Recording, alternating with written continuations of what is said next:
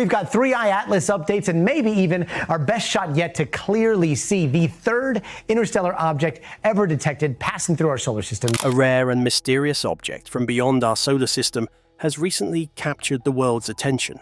New images have surfaced online, allegedly showing a close view of 3I/A/TLAS taken from observatories in China, while several posts claim that Western telescopes have quietly stopped releasing their own photos.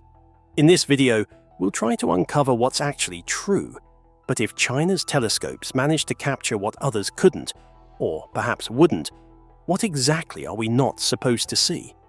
What is 3I/ATLAS? 3I/ATLAS is an interstellar comet. Astronomers gave it several names. The survey name is Atlas, and the formal designation is C/2025N1. The discovery was reported by the Atlas Survey Telescope at Rio Hurtado in Chile on the 1st of July 2025. Observers confirmed that its orbit is hyperbolic. That means it came from outside the solar system and will leave again. Scientists say 3I/ATLAS is the third known interstellar object, after 1I/Oumuamua and 2I/Borisov. Its path brings it closer to the Sun than Borisov's did. That makes it easier to study the gas and dust that comes off the object. Early images showed a fuzzy coma of gas and dust around a bright center. The coma is the cloud of ice and dust that vaporizes as the object warms. Size estimates vary. Observers using Hubble, the Vera C. Rubin Observatory, and other instruments report different ranges. Current estimates place the nucleus somewhere between a few hundred meters and several kilometers across. Some analysis gives an upper limit of about 5.6 kilometers. Other observers find much smaller numbers. The difference comes from how bright the object appears and assumptions about surface reflectivity.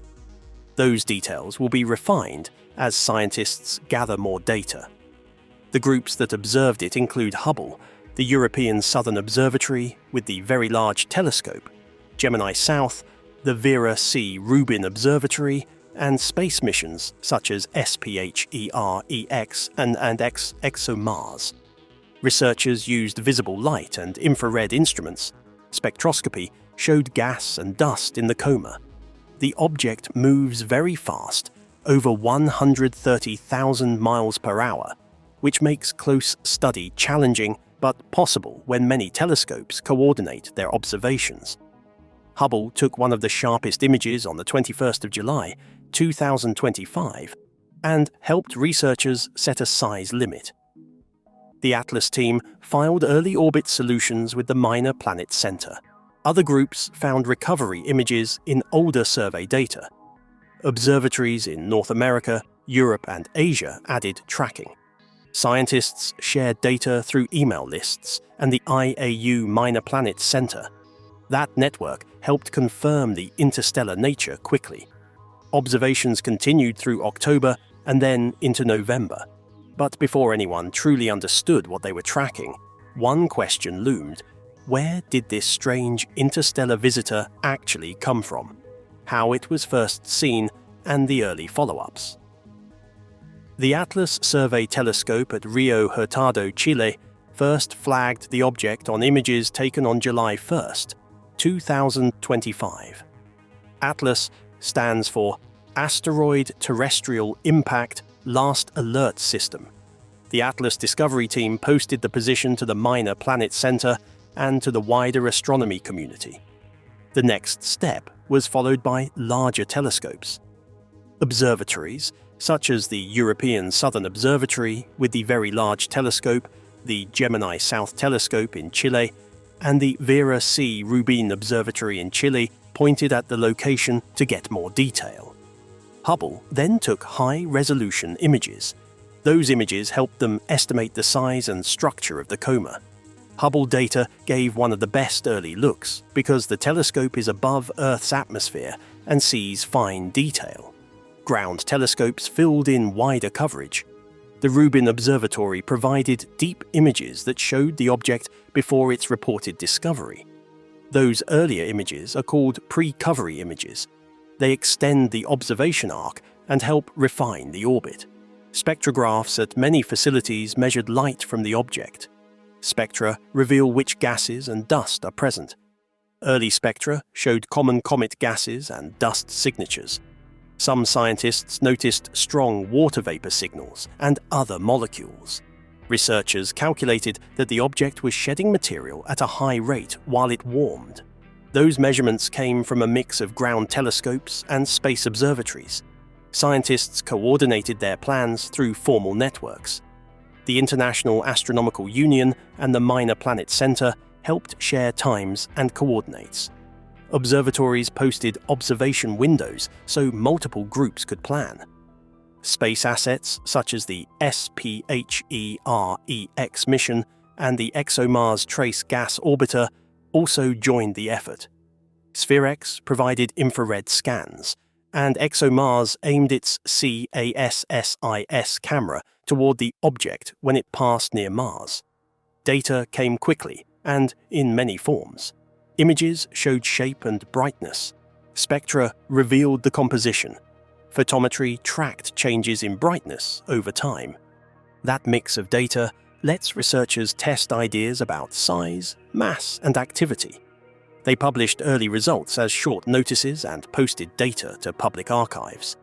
The rapid sharing of data allowed other scientists to check results and to propose new observations. The follow-up stage is still active. New images and spectra arrive as instruments continue to observe. Each dataset helps reduce uncertainty. In short, discovery by ATLAS began a global campaign. The result is the best early record yet for a rare interstellar visitor: Mars orbiters and space observatories. The closest images of 3I/ATLAS so far came from a Mars orbiter. On the 3rd of October, 2025, the European Space Agency pointed the ExoMars Trace Gas Orbiter toward the sky near Mars and recorded a series of frames. The camera used was CASSIS, the Color and Stereo Surface Imaging System. The images show the object as a small, slightly fuzzy white dot moving against streaks of background stars.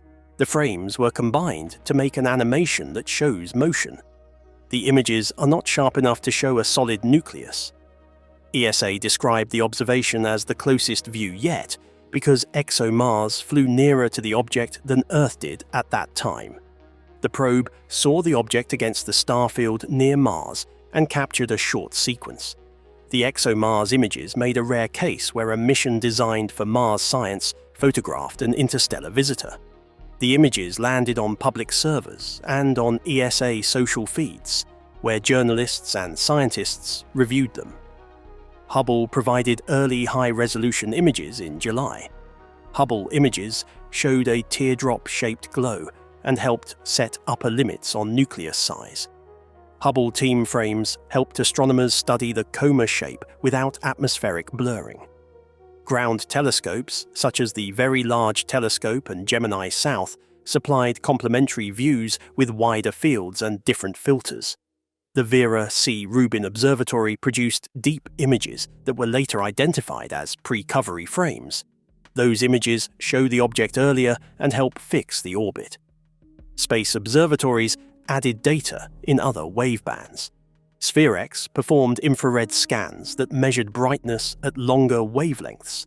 Infrared data help estimate dust and ice content. Combining infrared and visible observations gave them a fuller view of the object and its activity. Photometry from many sites tracked changes in brightness over days. Scientists used that sequence to model how much material the object lost as it warmed.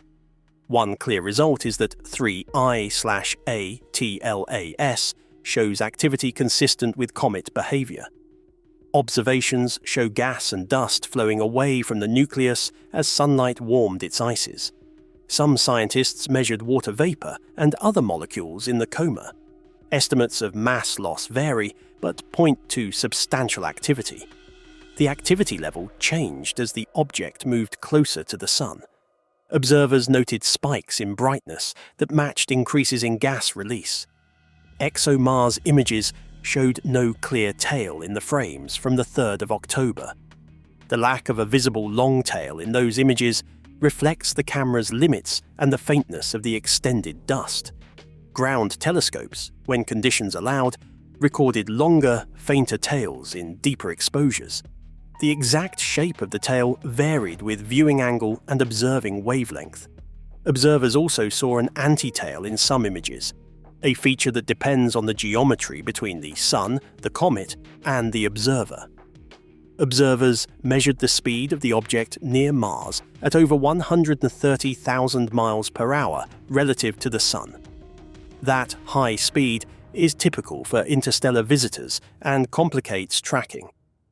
Scientists used accurate coordinates and fast readout cameras to capture streaked star backgrounds and the moving dot. Spacecraft imaging required careful planning because those missions point mostly toward planets. ExoMars scheduled the observation to capture a short window when the object passed near Mars. Some scientists published larger size estimates based on brightness and assumed surface reflectivity. The Vera C. Rubin Observatory analysis posted images from June and July that pushed some estimates higher. One report suggested the nucleus could be several kilometers across. Other scientists using Hubble results preferred smaller upper limits. Differences come from assumptions about how much dust contributes to brightness and the object's surface reflectivity. After months of observations, the range narrowed, but some uncertainty remained. News outlets and social feeds began to carry dramatic headlines after the ExoMars release. Some videos and posts claim that Chinese observatories released stunning close-up images, while major Western observatories suddenly stopped sharing data. Those claims amplified quickly. A number of social posts showed images that were not on official agency websites. Fact-checking groups and astronomy writers compared those posts to verified sources and found that many images were altered or misattributed. Official releases by agencies such as ESA, NASA, and Hubble remained the core verified sources. Scientists discussed results openly in press releases and in short notices to the community. ESA scientists, including Michael Kuppers, commented on the natural comet-like behavior. Private researchers noted that while some details remain uncertain, the behavior so far follows known comet physics. The ExoMars images gave a new perspective by adding a close, short baseline view. That view complements Hubble and ground-based data to create a more complete record. Putting data together allowed them to model composition and activity. Infrared, visible, and spectral data let researchers estimate dust size, gas ratios, and the nucleus size range. Western observatories continued to post images and measurements during October. NASA, ESA, ESO, the Rubin team, Hubble, Gemini, and other groups kept observing when sky position allowed. Observers plan more coverage near the comet's perihelion at the end of October and will watch changes closely into November. Those new data will reduce uncertainty about the origin. But just as astronomers thought they'd seen everything, strange new images surfaced from an unexpected source. Could they be real? China released images. Claim news began circulating across several Chinese science forums late one evening. Posts claimed that the National Astronomical Observatories of the Chinese Academy of Sciences had quietly released a new batch of high-resolution telescope images linked to 3I/ATLAS. Within hours, the same pictures began appearing on X, formerly known as Twitter, and Weibo, showing what looked like a glowing object surrounded by streams of light. The claim was powerful. It said that China's 3I/ATLAS tracking program had captured what Western telescopes could no longer see. The pictures showed a distinct blue-green hue and a stretched tail, much longer than earlier public images. Some online users said it looked like a comet breaking apart, while others believed it was an entirely new phase of the object's movement. Several posts mentioned that the data supposedly came from China's Large Sky Area Multi-Object Fiber Spectroscopic Telescope in Xinglong and from the Purple Mountain Observatory near Nanjing. Both facilities are known for deep sky imaging, which added a layer of credibility to the buzz. What made the story explode was timing. The alleged image release happened just days after reports that several Western observatories had experienced unexpected downtime. Equipment maintenance, software glitches, and weather were mentioned in short statements, but the overlap was too close for many observers to ignore. Online discussions quickly framed it as a moment where China stepped in, while others went dark. As the images spread, state-affiliated accounts reposted them without much explanation, which only deepened public curiosity.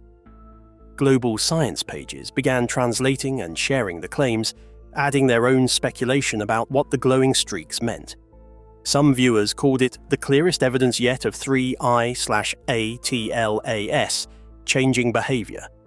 Others suggested the timing might reveal more about the quiet competition between China's growing astronomy network and the long-established Western observatories. Whatever the case, those few images turned something technical into a worldwide conversation. Why do some people say Western telescopes went dark? When social feeds showed new images from Chinese scientists, while posts noticed a pause in images from Western facilities, many people concluded Western telescopes had gone quiet. Several practical reasons explain why images from some Western instruments may not appear at a given time. Large telescopes work on fixed schedules. Time on instruments such as the Very Large Telescope operated by the European Southern Observatory, the W.M. Keck Observatory, the Subaru Telescope, and the Gemini Observatory is allocated months in advance. Observers must apply for nights and wait for their approved slot. Rapid follow-up of a fast-moving target is not always possible for every facility. The geometry of the sky matters. An object easy to see from one location may lie close to the sun or the daytime sky for another. Earth rotates, and viewing angles change. A spacecraft near Mars can see directions that ground-based telescopes on Earth cannot. That difference allowed the ExoMars Trace Gas Orbiter to take images when some ground sites had poor viewing geometry. Weather and local conditions often stop observations. Cloud cover, high winds, or dust can force an observatory to pause operations. Facilities on Mauna Kea, in the Atacama Desert, or on La Palma sometimes close for safety during storms. Those closures create gaps in public image releases. Technical work also causes pauses. Instruments need calibration or repair. Software updates and detector maintenance take time. Complex instruments such as imaging spectrographs require careful setup before they release science data. Data pipelines also take time to process and publish raw frames. Finally, priorities and data policies matter. Some teams place a short embargo on data while they analyze it. Other groups must coordinate with partners before posting images. The mix of scheduling limits, sky geometry, weather, maintenance, and data policies can create short windows where fewer Western images are posted. To casual viewers, those gaps can look like a sudden blackout, but they usually reflect normal limits in how global astronomy operates. New images can appear quickly within hours. What scientists are reporting so far: size, composition, activity. Scientists report several measured properties for 3I/ATLAS that help define its size, composition, and activity. Size estimates differ because teams use different methods. The Hubble Space Telescope provided sharp images that set an upper limit on the nucleus. Ground surveys and the Vera C. Rubin Observatory found earlier, fainter detections that extended the observation window.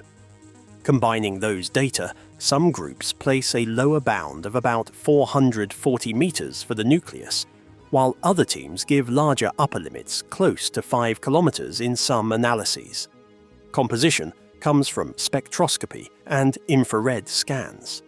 Observers reported clear water vapor lines and common comet gases in the coma. Infrared measurements from space observatories measure thermal emission that helps separate dust from solid material. Spectra show a mix of small and large dust grains and signatures that match silicate minerals.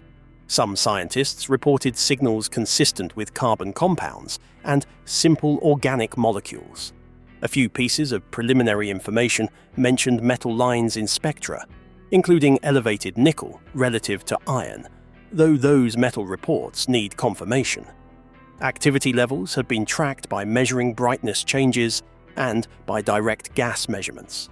Photometry from multiple telescopes recorded short spikes in brightness that match increased gas release. Mass loss estimates change over time and with method. During active periods, observers reported mass loss on the order of tens of kilograms per second. A widely quoted preliminary figure was about 40 kilograms per second at peak activity. That level shows vigorous outgassing for a small body and helps explain observed increases in comet brightness. Observers also mapped dust particle size and speed. Measurements indicate a range of dust sizes from micron-scale grains to millimeter clumps. Smaller grains move faster under solar radiation and form a faint tail that can stretch far from the nucleus in deep exposures. Larger grains move more slowly and fall into shorter, denser streams.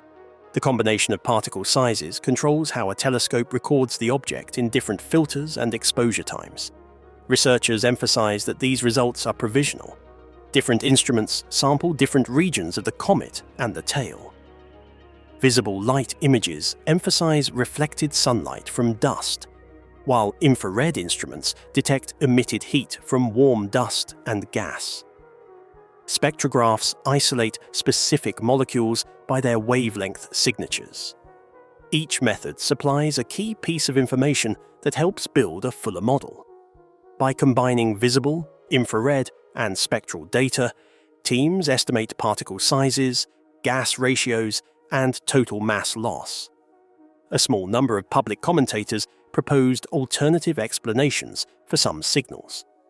Avi Loeb has voiced speculative ideas in public spaces. Most professional teams, including those at the European Space Agency and at major observatories, interpret the data with standard comet models because the mix of gases, the measured outflow, and the dust behavior match known comet physics.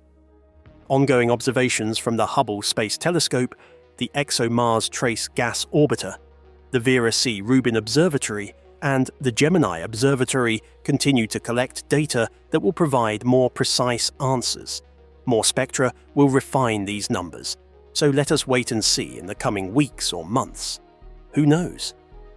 So what's really behind 3I/A/TLAS? A routine interstellar comet, or the start of something deeper that the world's telescopes aren't ready to show? Could China's images reveal truths others prefer to keep unseen?